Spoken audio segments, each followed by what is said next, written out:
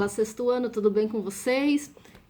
Eu finalizei as atividades do quarto bimestre, então foram 4 atividades ao todo, né? E na semana agora, né, do dia 20 até o dia 24, vai ser a semana da avaliação. As avaliações que eu faço à distância, né, elas podem ter consulta. Só que lembrando que é muito importante vocês escreverem com as palavras de vocês, mesmo consultando, passa para as palavras de vocês para eu saber o que vocês entenderam, tá? E também pode ajudar, né, nessa consulta aí para as avaliações, a correção das atividades que vocês deveriam ter feito ao longo desse segundo bimestre. Então vamos lá, a primeira atividade que eu passei ainda era do conteúdo de matéria e energia. Então, era sobre materiais sintéticos, né? Tinha aí na página 104 do livro didático, que eu mandei o print para vocês do capítulo, tinha 4 perguntinhas para vocês. Então, vamos fazer a correção dessa atividade aqui. Vamos lá. A pergunta número 1 era a seguinte: os sapatos são produtos manufaturados, feitos com materiais como tecido, couro e borracha. As figuras abaixo mostram 2 tipos de produção de calçados. Então, a gente tinha essas 2 figuras aqui. Não sei se vocês conseguem ver, mas nessa de cima tem 2 pessoas sentadas, né, fazendo os sapatos. E uma prateleira cheia de material e sapato atrás. E aqui a mão de uma pessoa, né, que está fazendo também o sapato, só que com um maquinário aqui atrás. E na legenda dizia o seguinte, né? Na primeira foto falava produção artesanal de sapato. Artesanal é quando você faz algo à mão, né? E na segunda, produção industrial de sapato, ou seja, uma indústria com máquinas e tudo mais, né?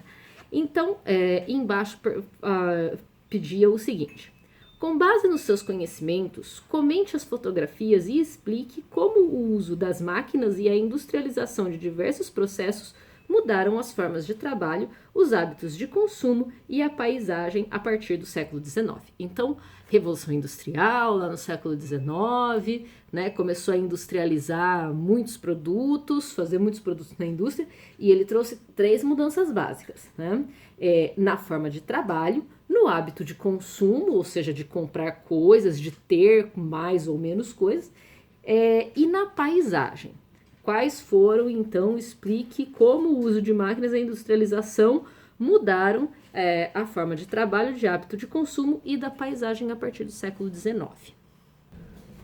Bom, então, a gente já tem pista olhando para essas 2 fotos, né? Dessas 3 coisas, vamos falar uma coisinha por vez para não confundir, né? Como que mudou a forma de trabalho? Vocês vejam que sem a máquina é mais demorado e mais difícil de fazer qualquer produto. Aí o exemplo é o sapato. É mais demorado e mais difícil de fazer. Então, com a indústria, diminuiu o número de trabalhadores, porque precisava menos gente para fazer o mesmo tanto de trabalho, e acelerou a produção, né? Conseguia produzir bem mais rápido. Então, com isso, tinha, né, lugar para menos trabalhadores. A forma de consumo, né, a segunda coisa que falou aí. Como ficou mais rápido e a indústria também facilitou a produção dos materiais que iam fazer os produtos, então ficou mais rápido e ficou também mais barato. Aí produzia muito, o preço diminuía, então o consumo aumentou, as pessoas podiam comprar mais coisas, né? Então, muita gente comprando muito mais coisa. E a paisagem? Bom, aumentou muito o número de indústrias, então com muitas indústrias e também precisava transportar as coisas de um lugar para o outro, então aumentou o número de meios de transporte, precisava transportar as pessoas que iam para o trabalho, né? Então aumentou o número de indústrias e o número de transportes, e aí então muita fumaça, né? Aumentou muito a poluição do ar, né? E também aumentou muito os centros urbanos, ou seja, as cidades. As pessoas se mudaram para cidades para ir trabalhar nas fábricas. Então isso também muda a paisagem, né? Porque aumenta o número de casas, de prédios, né? De carros passando para lá e para cá, caminhões, trens na época, né? Tinha bastante trem. Então é isso, né? A forma de trabalho fica mais fácil e mais rápida, então usa menos trabalhadores para fazer cada coisa. aumenta a quantidade de produto, diminui o preço, então aumenta o consumo, eu posso comprar muito mais coisas e modifica a paisagem, porque tem muito mais indústria, muito mais transporte, muito mais poluição, portanto, né? E aumentam as cidades com as pessoas que vêm trabalhar ali. Então isso tudo era da número 1, era bastante coisinha para falar. A número 2. Veja abaixo a relação de alguns produtos industrializados que podem ser fabricados com materiais naturais ou sintéticos. Então, o mesmo produto fabricado com material natural e com material sintético. Então, tem uma tabelinha aqui, ó. Então, o copo, que pode ser fabricado com o vidro, que é natural, é super aquecer, praticamente areia, né? E o acrílico, que é já uma matéria-prima sintética, né? Não é tirado da natureza, é algo já produzido por uma indústria. Aí embaixo tem o pneu, que antes era da matéria-prima natural, a borracha natural, que era tirada lá da seringueira, que é uma árvore, né? Cortava e escorria o látex, eles esquentavam, aqueciam aquilo até o látex ir ficando duro e virar a borracha. E tem a borracha sintética, que é feita também de derivado de petróleo. E os tecidos, né, que tem tecidos naturais, aqui ele deu um exemplo de tecido natural, né, porque tecido de algodão, por exemplo, também é natural. Mas aqui ele colocou a seda, que é aquela produzida pelo bichinho da seda, né, que é uma lagartinha. E tecidos feitos de nylon, que é outro fio sintético também de derivado de petróleo. Quais são as vantagens da substituição de materiais naturais por materiais sintéticos na fabricação de produtos industrializados? Comente os exemplos dados no quadro acima. Então, o que é que tem de vantagem em eu usar o sintético e não o natural?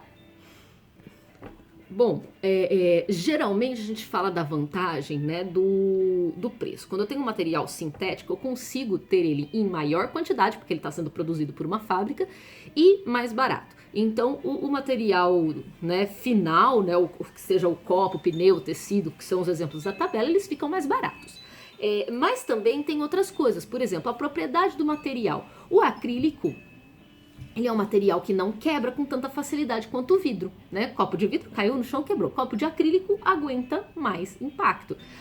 Nossos óculos hoje em dia, né? Hoje eu tô sem óculos, mas eu uso óculos. Os óculos são feitos de acrílico, porque o vidro, ele risca e quebra muito fácil. E é mais caro. Então, eles fazem de acrílico. Lógico, o acrílico do óculos tem que ser muito bem tratado, porque tem que ser bem transparente, né?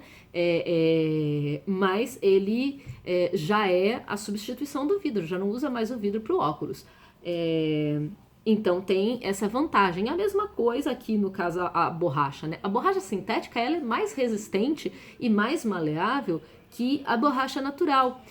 O nylon também é mais resistente do que a seda e ele amassa menos, né? Se eu pegar um tecido de seda e jogar ele de qualquer jeito na gaveta, né? Ou se eu dobrar ele, a hora que eu tiro, ou ele tá todo amarrotado, se eu dobrei ele direitinho, eu vou tirar, ele vai estar com uns vincos, sabe? Quando fica aquela marquinha assim, né? Aí tem que passar a roupa.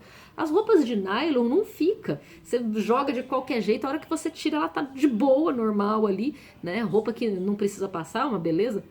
Eu não me incomodo muito com essa coisa de passar de amarrotado, né? Mas muita gente, dependendo do ambiente de trabalho que você vai, isso é um caso a se pensar, né? Se tá bem certinha a roupa. Então, os produtos sintéticos, além de serem mais baratos e têm maior quantidade, né, eles também têm propriedades que os naturais muitas vezes não têm, né, como esses exemplos que eu falei, de mais resistente, mais maleável, que não amassa, né, esse tipo de coisa, ok? Então, essa foi a número 2. Número 3. Como vimos nesse capítulo, os avanços científicos e tecnológicos possibilitaram o desenvolvimento de produtos que trazem conforto e praticidade. Né? Os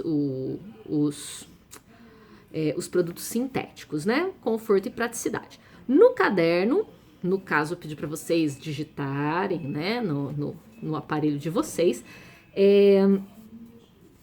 Me perdi. Anote pelo menos 2 tecnologias que você acha indispensáveis nos dias atuais e 2 tecnologias sem as quais, na sua opinião, a sociedade poderia viver. Justifique sua resposta. E será meio resposta pessoal, né? Você ia escolher 2 objetos tecnológicos que você acha que não dá para viver sem 2 objetos tecnológicos que você acha que dá para viver sem.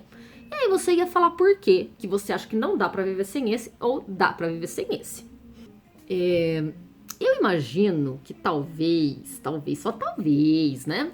Vocês tenham falado assim que não dá pra viver sem celular. Não dá pra viver sem celular, porque no celular eu tenho, né? Aí vocês podiam dar um monte de justificativa, mas pode ser, né? Ainda mais agora com a pandemia, a gente tá usando o celular pra tudo, né? A gente usa celular pra aprender, pra se divertir, pra se comunicar, pra saber as notícias, né? Então a gente usa o celular pra tudo, né?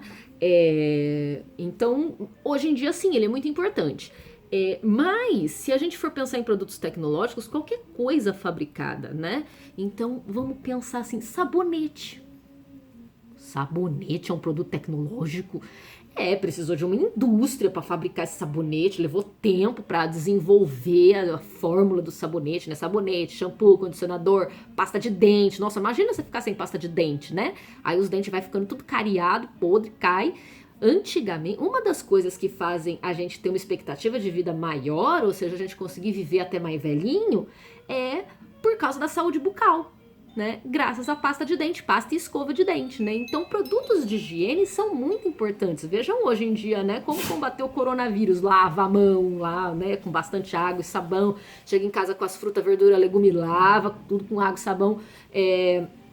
A higiene, ela trouxe, na verdade, uma segurança pra gente de muitas doenças. Então, produtos de higiene são indispensáveis, né? Seja sabonete, shampoo, condicionador, pasta de dente, nossa senhora, né? Imagina viver sem pasta de dente. Então, esses produtos são indispensáveis. Agora, dispensável é aquilo que a gente não precisa daquilo para sobreviver. Por exemplo, dá para viver sem micro-ondas? Pô, ia ser um pé naquele lugar, né? Mas dá, eu tenho fogão, né? Antigamente tinha fogão a lenha e tal, assim, não é uma coisa que você vai morrer sem aquilo, né? Essas coisas mais supérfluas, né? Geladeira já fica um pouco mais complicado, precisa estocar comida, principalmente agora com pandemia. Mas assim, micro-ondas, aquelas lancheirinhas, né? Aquelas coisas, máquina de lavar roupa, aí ia ter que lavar roupa na mão, mas não morre, né? Não vai morrer. Dá pra viver sem o videogame, eu não quero. Não, mas dá pra viver sem televisão, dá pra viver. Se você tiver o celular, principalmente, tem gente que até esquece que existe televisão, né? Então, era isso, né? Escolher o que é que você acha que dá pra viver sem, o que é que você acha que não dá pra viver sem e justificar. Questão número 4 e última, vamos lá. Todos os produtos plásticos, estamos falando de plástico, derivado de petróleo, apresentam uma identificação com um símbolo e um código de letras que indicam de qual tipo de polímero sintético eles são feitos. Polímero sintético, então, é o tipo, né, de material tirado do petróleo lá que ele está falando. Veja alguns símbolos usados para identificar os tipos de plástico. Então, a gente tem o código aqui, né, que é PET, PAD, né, na tabela aqui, né? Essa tabela aqui, eu tô lendo a primeira coluna, são os códigos. Então, o PET, o nome dele é polietileno tereftalato. Acho que ele serve. E ele tem esse símbolozinho aqui que é um triângulo com o PET escrito embaixo e o número 1 dentro. O PAD é o polietileno de alta densidade. É o mesmo triângulozinho, mas tem um 2 com o PAD escrito embaixo, né? Com os códigos escritos embaixo. Aí tem o PEBD, que é o polietileno de baixa densidade, o numerinho dele é o 4 dentro do triângulo, e outros, né, resinas plásticas que tem um 7 dentro do triângulozinho escrito outros embaixo. Procure em sua casa pelo menos 5 produtos plásticos ou que utilizam embalagem plástica com base na tabela acima, monte no caderno uma tabela com 2 colunas. Na primeira coluna você anotará o tipo de plástico encontrado e na segunda descreverá o produto. Então, você ia pegar qualquer coisa de plástico da sua casa e procurar onde tem as escritinhas, né? Às vezes tem escritinha embaixo, às vezes tem escritinha dentro da tampa, né? Ia procurar onde que tá a escritinha e ia colocar lá, né? Tipo sacolinha plástica. Aí coloca se ela é PET, se ela é PAD, se ela é PBD, se ela é outros. Aí pote de biscoito, né? Coloca lá se ele é PET, se ele é PAD, se ele é não sei o quê. Ou garrafa de refrigerante. Aí todo mundo sabe que é PET, né? A gente tá acostumado garrafa PET, garrafa PET, garrafa PET, né? E por aí vai. Ah, o potinho, né? Aí vê lá embaixo do potinho, vê o código que ele tem e fala qual que é. Era só isso na questão 4, tá? Procurar nos seus negócios, achar o código, né? E colocar, então, que tipo de plástico que ele é. É isso, gente. Então, temos mais 3 vídeos pela frente para corrigir as outras 3 atividades, ok? Até já!